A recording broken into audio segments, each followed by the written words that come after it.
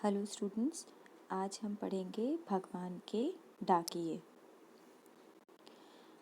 भगवान के डाकिये ये रामधारी सिंह दिनकर जी द्वारा लिखी गई एक रचना है। तो चलिए हम शुरू करते हैं। पक्षी और बादल ये भगवान के डाकिये हैं जो एक महादेश से दूसरे महादेश को जाते हैं।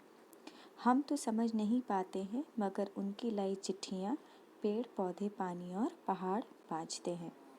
इस कविता में जो कवि हैं उन्होंने बादल और पक्षियों को भगवान के डाकिये बताए हैं, यानी जो भगवान के द्वारा दिए गए संदेश हम तक पहुंचाते हैं। कवि का ये कहना है कि ये जो पक्षी और बादल हैं जो भगवान के डाकिये हैं वो एक महादेश से दूसरे महादेश जाते हैं, यानी इन्हें किसी भी देश की भौतिक सीमाएं नहीं रोक पाती हैं और वह उन्मुक्त होकर आकाश में एक देश से दूसरे देश जाते हैं। वह ये भेदभाव नहीं करते कि ये किसी अन्य देश की धरती है या वो किसी और देश की धरती है। हम तो समझ नहीं पाते हैं मगर उनकी लाई चिट्ठियाँ पेड़ पौधे पानी और पहाड़ बाँचते हैं। तो यहाँ पर कवि ये कहते हैं कि जो मनुष्य है, जो मानव है, वो तो भगवान के द्वारा दिए गए जो संदेश हैं, जो चिट्ठियाँ हैं, जिन्हें पक्षी और बादल लेकर आते हैं, उसे हम तो नहीं समझ पाते, लेकिन उनकी चिट्ठियों को कौन पढ़ सकता है? पेड़ पौधे पानी और पहाड़। हम तो केवल यह आंकते हैं कि एक देश की धरती दूसरे देश को सुगंध भेजती है। तो यहाँ आंकने का अर्थ है कि उसका अनुमान लगाना या उसका मूल्यांकन करना। तो कवि यहाँ कहते हैं कि हम तो केवल यह देखते हैं, यह मूल्यांकन करते हैं कि एक देश की जो धरती है वो दूसरे देश को सुगंध भेजती है और वह सौरभ हवा में तैरते हुए पक्षियों की पाँखों पर तिरता है। और वह सौरभ यानी कि वह जो सुगंध है, जो एक देश की जो सुगंध है, वह किस प्रकार दूसरे देश तक पहुंचती है?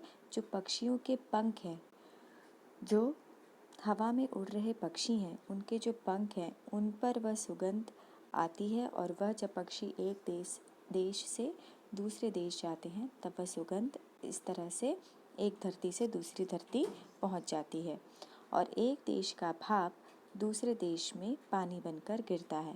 तो जैसे हम जानते हैं कि जो भाप होती है वह पानी से उत्पन्न होती है और जैसे अभी हमने कविता में देखा कि कोई भी प्राकृतिक संसाधन जो है वह भेदभाव नहीं करते।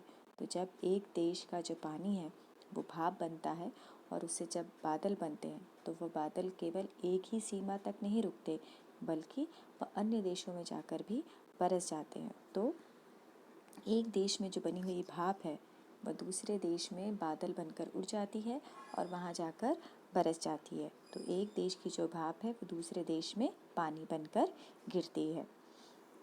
तो यहाँ पर ये जो हमारी कविता है उसको सरल शब्दों में मैंने आपको समझाया। तो कविता के जो मूल भाव हैं वह ये कहते हैं कि कभी भी मनुष्य को भेदभाव नहीं करना चाहिए।